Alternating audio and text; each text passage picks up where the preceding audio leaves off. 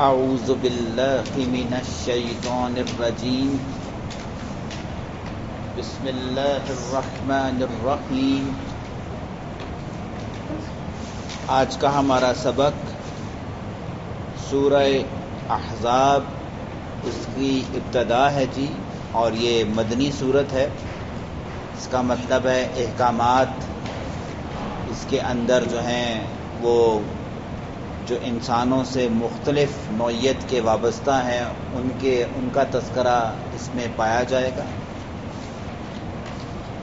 تو ابتدا کرتے ہیں جی، باقی جب اپنا ان کا احزاب کی جگہ آئے گی تو وہاں پر پھر آپ کو اس کا واقعہ بھی اور اس کا شان نزول بھی کہ یہ کیا تھا وہ اس وقت تفصیل کے ساتھ تذکرہ کیا جائے گا۔ فرمایا اللہ تبارک و تعالیٰ نے، یا ایہا النبی، اے نبی صلی اللہ علیہ وآلہ وسلم، اتق اللہ، اللہ سے ڈریں، ولا تطع الکافرین، اور نہ کہا مانے کافروں کا، نہیں اتباع کرنی کافروں کی، والمنافقین، اور نہ ہی منافقوں۔ کافروں کی کیا اتباع نہیں کرنی اور منافقوں کی کیا بات نہیں ماننی۔ کافر مکی زندگی میں یا مشرک جو تھے وہ کہا کرتے تھے کہ اے نبی یا اے محمد صلی اللہ علیہ وآلہ وسلم، کوئی تھوڑا ہولا ہاتھ رکھیں، ٹھیک ہے، ہم آپ کے رب کو، اللہ کو کچھ نہ کہیں، آپ ہمارے بتوں کو کچھ نہ کہا کریں، ٹھیک ہے، کوئی درمیانی بات کر لیتے ہیں، ٹھیک ہے، آپ لوگوں کو بتائیں کہ وہ بھی ٹھیک ہے تو یہ بھی ٹھیک ہے، ٹھیک ہے۔ تو یہ کافر کہا کرتے تھے، ٹھیک ہے، کہ توحید بھی ٹھیک ہے ہم مان لیتے ہیں لیکن آپ ہمارے بتوں کو برا بھلا نہ کہیں۔ تو اللہ نے کہا کہ نہیں اے نبی، ان کی یہ بات نہیں ماننی، ٹھیک ہے۔ والمنافقین، اور منافقوں کی بھی بات نہیں ماننی۔ منافق جو ہے نا وہ دنیا دار قسم کے لوگ تھے جو ظاہری طور پر کیا کرتے تھے، اسلام قبول کرتے تھے، اور یہ مفادات پرست ٹولہ تھا۔ اور آپ کو پتہ ہوگا کہ جب محمد کریم صلی اللہ علیہ وسلم مدینہ تشریف لائے تو مدینہ میں کوئی منافق اس وقت نہیں تھا، ٹھیک ہے۔ جب فیصلہ ہونے لگا تھا کہ بھئی عبداللہ بن ابی بن سلول کو مدینہ کا جو ہے پرائم منسٹر بنایا جائے گا، تو اوپر سے محمد کریم ہجرت کر کے آ گئے، تو پھر سب نے کہا کہ نہیں یار، عبداللہ بن ابی نہیں، اب رحمت للعالمین مدینہ میں ہیں، یہ مدینہ کے حکمران ٹھہریں گے۔ تو یہ بات اس کو بری لگ گئی اور وہاں سے نفاق یعنی منافقت کی ابتدا ہوئی۔ اس نے ظاہری طور پر اسلام تو قبول کیا لیکن اندر دل اس کے کفار کے ساتھ تھے، مسلمانوں کی جڑیں کاٹنے میں وہ صبح دوپہر شام لگا رہا۔ اور یہ وہ بدبخت تھا کہ اس کو جب مرا تو اس کا جنازہ تک نبی نے پڑھایا، اس کو کفنایا گیا نبی کی چادر کے اندر، یہ خوشبو نہیں، یہ نبی صلی اللہ علیہ وسلم کا لعاب مبارک جو ہے وہ لے کے دفن ہوا۔ لیکن اللہ تبارک و تعالیٰ نے سورہ توبہ کی آیتیں اتاری کہ اے نبی، ایک دفعہ کیا 70 دفعہ بھی اگر آپ نے اس کا جنازہ پڑھایا تو اللہ نے اس کو معاف نہیں کرنا، اور اس کے لیے جہنم کا سب سے نچلا درجہ یعنی کہ حاویہ وہ ہے۔ تو یہ منافقین کیا کہتے تھے؟ منافقین، ہاں جی ہم آپ کا دین تو قبول کر لیں گے لیکن ہمیں فلاں عہدہ چاہیے۔ یہ اپنے دین کو نا وہ نبی صلی اللہ علیہ وآلہ وسلم اور مسلمانوں کے اندر عہدوں کے ساتھ مشروط کیا کرتے تھے کہ صدقے دل سے ایمان نہیں لاتے تھے۔ تو فرمایا اللہ تعالیٰ نے کہ ان دونوں کی بات آپ نے نہیں ماننی تھی، یہ دونوں اسلام کے مفاد میں اور اللہ کے حق میں کبھی نہیں بولیں گے، آپ نے ان دونوں کی بات نہیں ماننی۔ ان اللہ کان علیما حکیما، اللہ ہے علم والا اور حکمت والا۔ جو ان کے سینوں میں ہے نا وہ آپ کو نہیں پتا، یہ اللہ جانتا ہے کہ ان کے سینے میں کتنا بغض ہے آپ کے لیے اور مسلمانوں کے لیے۔ اللہ علم والا اور حکمت والا ہے، بس اللہ نے آپ کو ان دونوں سے منع کر دیا ہے، آپ نے منع رہنا ہے، اسی میں عافیت ہے سب۔ واتبع، ہاں آپ نے اتباع کرنی ہے، ما یوحا الیک، جو ہم وحی کرتے ہیں آپ کی طرف، من ربک، جو آپ کے رب کی طرف سے بھیجا گیا ہے۔ اے نبی ان دونوں کی باتیں نہیں ماننی، آپ نے اس کی بات ماننی ہے، اس وحی کی بات ماننی ہے جو اے اللہ کے نبی صلی اللہ علیہ وسلم، آپ کا رب آپ پر نازل کرتا ہے. اس سے مراد وہ وحی جس کو قرآن مجید کہتے ہیں وہ بھی، اور وہ وحی جو اس کی تشریح ہے جس کو احادیث رسول کہتے ہیں وہ بھی، دونوں اس کے اندر شامل ہیں. ان اللہ کان، بے شک ہے اللہ، بما تعملون، جو آپ عمل کرتے ہیں، خبیرہ، اس کی خبر رکھنے والا. اللہ تعالیٰ سے کوئی بھی چیز پوشیدہ نہیں ہے جی. وتوکل علی اللہ، اے اللہ کے نبی آپ نے توکل کرنا ہے اللہ کے اوپر. وکفا باللہ وکیلا، اور وہ اکیلا کارساز ہے اے نبی آپ کے لیے، آپ کے لیے وہ کافی بھی ہے اور اکیلا کارساز بھی ہے. آپ نے اسی کی ذات یعنی اللہ کی ذات پر توکل کرنا ہے. خطاب چونکہ محمد کریم صلی اللہ علیہ وسلم سے ہے، لیکن انڈائریکٹلی یہ خطاب میرے اور آپ سے ہے، امت کے ہر لوگ سے اسے خطاب ہے کہ ہم نے کافروں اور منافقوں کی بات نہیں ماننی. دوسرا، اللہ اور اس کے رسول، اللہ کے رسول صلی اللہ علیہ وسلم پر جو قرآن کے احکامات نازل ہوئے ان پر بھی ان کی اتباع کرنی ہے اور احادیث رسول کی اتباع کرنی ہے، اور اللہ پر توکل کرنا ہے. اگر دنیا میں کوئی بھی ایسا شخص نہیں جو اس کیٹیگری میں یا اس پیمانے پر یا کرائٹیریا پر پورا اترتا، آپ اپنی زندگی تنہا گزار جائیں، ٹھیک ہے، ان پر کسی پر بھروسہ اور کسی پر اعتماد نہیں کرنا، اللہ پر توکل کرنا ہے، وہ کافی ہے اے ایمان والو تمہارے لیے، تمہاری کارسازی کے لیے. ٹھیک ہے جی. اگلی آیت کے نا 3-4 واقعات اس کے اندر اکٹھے ہیں جو وجہ تسمیہ بنی اس آیت کو اتارنے کی. پہلا واقعہ مکی زندگی سے ہے، کیونکہ یہ مدنی صورت ہے نا، یہ مدینہ میں نازل ہوئی تھی. مکہ میں ایک شخص تھا، ٹھیک ہے، مشرک تھا، بہت بد کردار اور بدتمیز انسان تھا. وہ مکہ کے لوگوں کو کہتا تھا کہ بھائی میرے سینے میں 2 دل ہیں جن سے میں سوچتا ہوں، سمجھتا ہوں اور پرکھتا ہوں. یہ بڑا چلاک اور مکار انسان تھا. قدرتی طور پر نا، یہ جس کو حاضر جواب نہیں کہتے، بھانڈ ٹائپ چیز، جن کے پاس ہر چیز کا جواب ہوتا ہے اور بندے کو لاجواب کر دیتے ہیں. تو لوگ کہتے تھے یار تو بڑا سیانا ہے یار، تو کتوں گلاں کٹ کے لے آنا ہے، ساڈے کول تو جواب ہی نہیں ہوتا. تو یہ آگے سے پھڑ مارتا تھا کہ یار تساں کول تے 1 دل ہے، میرے کول کتنے 2 دل ہیں جن سے یہ میں سوچتا ہوں، سمجھتا ہوں، پرکھتا ہوں اور تم لوگوں کو لاجواب کر دیتا ہوں. جب محمد کریم صلی اللہ علیہ وسلم نے نبوت کا اعلان کیا تو اس بدبخت نے کہا دیکھو میرے سینے میں 2 دل ہیں اور محمد کے سینے میں صلی اللہ علیہ وسلم 1 دل ہے. اس کا مطلب ہے میں زیادہ سمجھدار، عقل والا اور فہم والا ہوں، کیوں اس کی بات مانتے ہو. ایک واقعہ مکہ میں یہ ہوا تھا جی. اس کے بعد محمد کریم مدینہ آ گئے صلی اللہ علیہ وسلم. یہی جملہ ایک منافق جس کا نام جمیل تھا، ٹھیک ہے، جمیل نے اپنے منہ سے نکالا اور اس نے کہا جی کہ اللہ نے میرے سینے میں بھی کیا ہے 2 دل دے رکھے ہیں.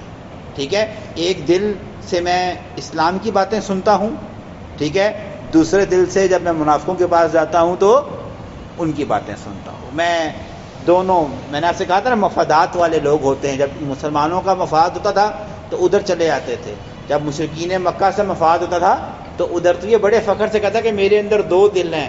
میں اتنی زبردست طریقے سے ڈھال بناتا ہوں کہ جب میں مسلمانوں میں ہوتا ہوں ان کو پتہ ہی نہیں چلتا کہ میں کافر ہوں، اور جب میں کافروں کے بیچ میں ہوتا ہوں ان کو پتہ ہی نہیں چلتا کہ میں ان کے پاس بھی بیٹھ کر آیا. یہ منافق یعنی کہ ایسا منافق تھا کہ یہ جملہ اس نے کہا. تو اس کے جواب میں جو ہے نا یہ اگلی آیات جو ہے نا وہ نازل ہوئی. فرمایا اللہ تبارک و تعالیٰ نے ما جعل اللہ، نہیں بنایا اللہ نے، لراجل کسی بھی مرد کے، من قلبین اس کے 2 دل، فی جوفہ اس کے سینے میں. اللہ نے کسی مرد کے سینے میں 2 دل نہیں بنایا. جو کہتا ہے جھوٹ کہتا ہے. ٹھیک ہے. ہاں ما جعل، اور جو اگلی آیت ہے نا، یہ جو اگلا ہم یہ حصہ پڑھنے لگے ہیں، آپ کو پتہ ہے ہم اردو میں بھی ضرب المثل کا استعمال کرتے ہیں جس کا مطلب تو کچھ اور، یعنی کہ وہ لفظ ٹوٹلی ڈیفرنٹ ہوتے ہیں. جس طرح کہتے ہیں وہ آسمان سے گرا تو کھجور میں اٹکا. اب اس کا مطلب نہ ہم آسمان سے گرتے ہیں نہ کھجور میں اٹکتے ہیں، لیکن اسے مطلب سمجھا گیا جاتا ہے کہ ایک مصیبت سے نکلے تو دوسری میں پھنس گئے. تو یہاں اللہ تبارک و تعالیٰ نے عربی کی ایک ضرب المثل کا بھی استعمال کیا ہے. یہاں پر تو ایک جواب تو مشرک اور منافق کو مل گیا کہ سینے میں دو دل نہیں ہوتے. اگلا حصہ میں اشارتن کنایتن اللہ نے ضرب المثل کا استعمال کیا کہ دو دلوں سے مراد دو باپ اور دو بیٹے ایک وقت میں، یعنی کہ وہ کیا ابھی آپ سنیں گے. ٹھیک ہے. ما جعل ازواجکم نہیں بنایا اللہ نے تمہاری بیگموں کو اللہ کے جو تظاہرون جو تم ظہار کرتے ہو ان سے، منہن ان عورتوں سے. اللہ نے ان عورتوں کو کہ جن سے تم ظہار کرتے ہو، ظہار کرتے ہو. ظہار کیا چیز ہے ابھی ہم سنیں گے. امہاتکم ظہار کرنے پر وہ تمہاری مائیں نہیں بن جاتی. یہ ظہار کیا تھا؟ ظہار مدینہ کے رہنے والے لوگوں کی ایک بہت بری عادت تھی. جب ان کا عورت سے دل بھرتا تھا نا تو کہتے تھے آج تیری جو پشت ہے یا تو جو ہے نا بالکل میری ماں کی جیسی ہے، یعنی آج کے بعد میں نے تیرے ساتھ اب حقوق زوجیت والا معاملہ نہیں کرنا، اب تو میری ماں جیسی ہے. اور اس کے بعد پھر کیا کرتے تھے؟ اس کے ساتھ حقوق زوجیت ادا. اب ظاہری بات ہے وہ عورت ہے، ٹھیک ہے، یہ نیڈز اللہ تبارک و تعالیٰ نے ہر مرد کے لیے بھی رکھی ہیں، تو وہ اس کی زندگی پھر بڑی کیا ہوتی تھی؟ تکلیف دے، چھوڑتے بھی نہیں تھے اس کو اور اس کا حق بھی ادا نہیں کرتے تھے. اسے ظہار کرنا کہتے ہیں. ٹھیک ہے جی. تو اللہ نے کہا جب تم ظہار کرتے ہو نا تو تمہارے ظہار کرنے سے وہ عورتیں تمہاری مائیں نہیں بن سکتی. وہی بات، ایک وقت میں تمہاری دو مائیں نہیں. جو پیچھے کل بین کہا نا دو دل، تو اشارتن کرایتن کہ ایک وقت میں تمہاری دو مائیں نہیں ہو سکتی. اور آگے کیا کہا؟ وما جعل اور نہیں بنایا ادعیاءکم جن کو تم منہ بولے پکارتے ہو، ابناءکم تمہارے بیٹے، جن کو تم منہ بولے بیٹے بناتے ہو وہ بھی تمہارے حقیقی بیٹے نہیں ہیں. اس کا مطلب ہے دو بیٹے بھی نہیں. تو یہاں دو دل سے اشارتن کنایتن یہ بات یہ بھی سمجھ آئی کہ یہاں پہ اللہ نے وہاں کفار کا اور منافق کا یہ بھی کہا کہ سینے میں در حقیقت دو دل نہیں ہوتے، اور اشارتن کنایتن کہا ہے کہ تمہاری ایک ہی ماں ہے، دو نہیں ہو سکتی، اور جو بیٹے وہی ہیں جو تمہارے صلب سے پیدا ہوئے ہیں، باقی بیٹے تمہارے بیٹے نہیں ہو سکتے. ٹھیک ہے جی. یہ آیت ختم کرتے ہیں، پھر اس کا شان نزول ہے، اس کا تذکرہ ابھی ہم سنتے ہیں. یہ دو واقعات آتے ہیں، یہی ہم ختم کریں گے. اللہ نے کہا ذالکم قولکم، یہ تمہاری باتیں ہیں، بافواہکم جو تمہارے منہ سے نکلتی ہیں، یہ تمہارے بس منہ کی باتیں ہیں، ان میں حقیقت اور صداقت کوئی نہیں. نہ کوئی تمہاری بیوی تمہاری ماں کہنے سے ماں بنتی ہے، نہ تمہارا کوئی منہ بولا بیٹا تمہارا حقیقی بیٹا بنتا ہے. واللہ یقول الحق، اللہ سچ بولتا ہے، وہو یہدی السبیل اور وہ سیدھے راستے کی طرف کیا کرتا ہے؟ رہنمائی کرتا ہے. جب یہ آیت نازل ہوئی نا منہ بولے بیٹوں کی، زید بن حارثہ یہ آزاد کردہ غلام نبی صلی اللہ علیہ وسلم کے نبی کے پاس ہی رہ گئے، اور اللہ کے نبی صلی اللہ علیہ وسلم نے ایک شفیق باپ کی طرح ان کی پرورش کی.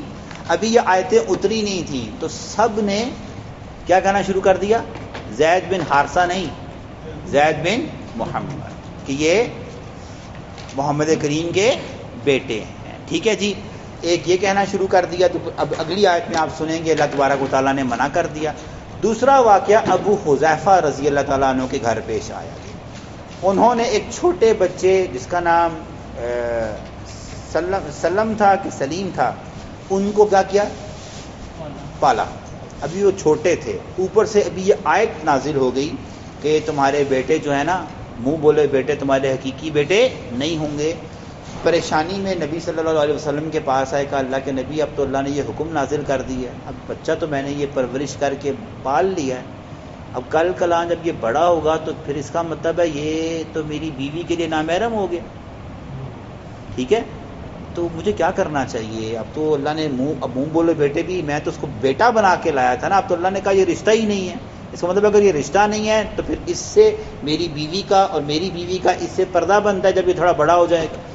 ٹھیک ہے، تو یہ تو ایک دوسرے کے محرم نہ ہوئے، تو کیا کیا جائے؟ میں اب اس کو نکال بھی نہیں سکتا، چھوٹے سے بچے کو میں کیا کروں، اس کا کہاں لے کے جاؤں؟ حل بتائیں. تو پھر مسلم شریف کی یہ روایت ہے، نبی صلی اللہ علیہ وسلم نے فرمایا کہ اب یہ چھوٹا ہے، اپنی بیوی سے کہو کہ اس کو اپنا دودھ پلائے تاکہ اس کو اپنا رضائی بیٹا بنا دے. جب رضائی بیٹا بن جائے گا تو پھر پردے والی اور پھر وہ نامحرم اور محرم والی حد جو ہے نا وہ ختم ہو جائے گی. پھر سلم کو کیا کیا، ابو حذیفہ نے کیا کیا، وہ ان کی بیگم نے ذات کی اور ان کو پھر اپنا رضائی بیٹا بنایا. پھر اس کے بعد وہ ان کے گھر میں ہی رہے ایز اے رضائی بیٹے کے. پھر وہ پردے والے احکامات اور وہ سارے پھر کیا ہو گئے تھے، حذف ہو گئے تھے. تو یہ آیتیں جو ہے نا وہ آج کے اس سبق کے حوالے سے اللہ تعالیٰ ہمیں سمجھ عطا فرمائے. ہاں جی، وہ آگے قد سمیع اللہ 28ویں سپارے کے اندر وہ آئے گا، وہ بھی کل آپ کو سنا دیں گے اظہار کا واقعہ. عورت لڑتی ہوئی 28ویں سپارے کی پہلی آیت ہے نا کہ عورت آگے اللہ کے نبی کیا پھر اللہ نے اس کی سزا بھی اتاری تھی کہ آج کے بعد کوئی زہار نہیں کرے گا، اگر کرے گا یہ ہے اس کا کفارہ، یہ بات.